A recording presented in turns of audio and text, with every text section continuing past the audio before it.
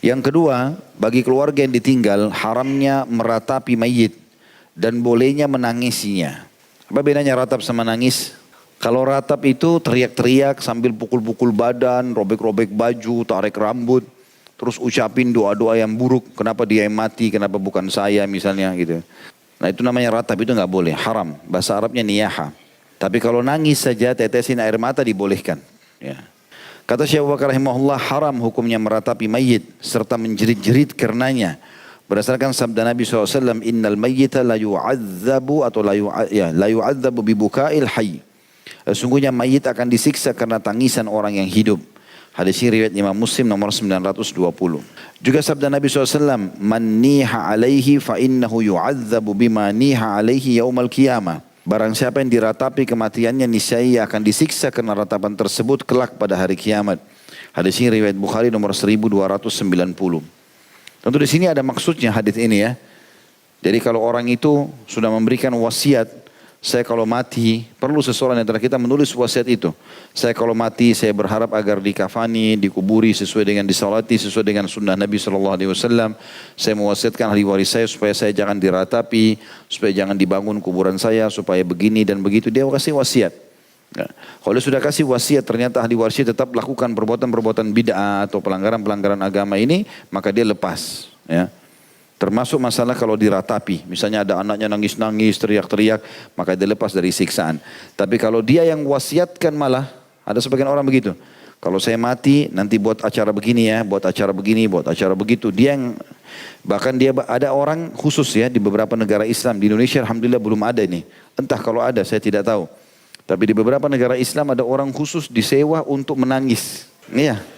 Di acara kematian datang nangis-nangis menunjukkan kesedihan. Jadi mereka dibayar untuk menangis 1 jam, 2 jam. Nah, meratapi seakan-akan sedih sekali ketinggalan atau kehilangan si mayit. Padahal belum tentu dia kenal si mayit. Jual jasa nangis. Ya. Haram. Tidak boleh. Ya. Nah ini dimaksud di sini, si mayit akan disiksa dengan ratapan atau bila ada orang keluarganya meratapinya. Ini kalau dia wasiatkan supaya keluarganya lakukan itu. Kalau dia berlepas diri, maka dia nggak kena dalam hadis ini. Ya.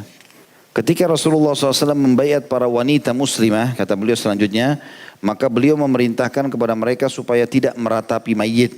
Sebagaimana hal itu dituturkan oleh Ummu Atiyah radhiyallahu anha dalam salah satu hadis sahih riwayat Bukhari nomor 1306, di mana Rasulullah SAW bersabda, inni bari'um minas saliqa wal haliqa wasyaqah.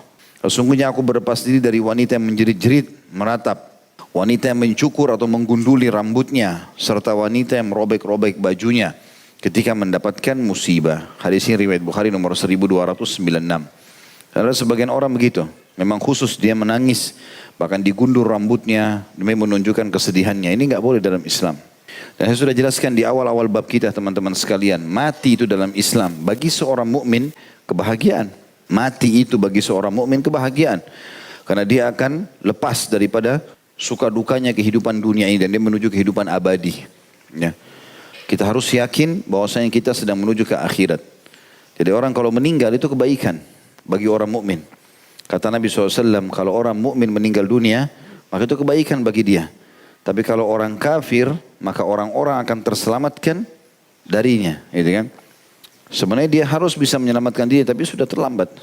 Para sahabat dan kaum salafus saleh dulu kalau ada di antara mereka yang mau meninggal, maka rame-rame didatangi oleh teman-temannya sambil mereka mengatakan berita gembira buat kamu. Mau mati dikatakan berita gembira, bergembiralah. Apa alasannya? Mereka mengatakan karena sebentar lagi engkau akan bertemu dengan Tuhanmu Allah, engkau akan bertemu dengan kekasih kita Rasulullah SAW, engkau akan masuk ke dalam surgamu. Karena memang itu setelah mati itu semua hasilnya. Maka orang mukmin tidak akan sedih. Makanya dianjurkan atau dibolehkan menangis tapi tidak boleh ratap. Biasanya muncul ratap ini karena berlebih-lebihan. Dia tidak faham. Dia pikir orang ini hilang selama-lamanya. Padahal sebenarnya keliru. Dia bukan hilang. Dia hanya mendahului kita ke alam barzah. Atau ke akhirat. Kita pun akan menyusul. Sekuat apapun fisik kita. Ya, sehebat apapun kita ya, mengumpulkan segala macam keterampilan dunia. Toh kita akan tinggalkan. Jadi mati itu bagi orang mukmin awal segalanya karena dia akan menuju kepada kehidupan abadi dan dia akan menjadi akhir segalanya bagi orang-orang kafir. Ya. Jadi kita tidak usah berlebihan dalam sedih, ya. Makanya di sini dilarang untuk meratap. Adapun menangis kata beliau, maka hal itu dibolehkan berdasarkan sabda Rasulullah SAW ketika putranya yang bernama Ibrahim wafat.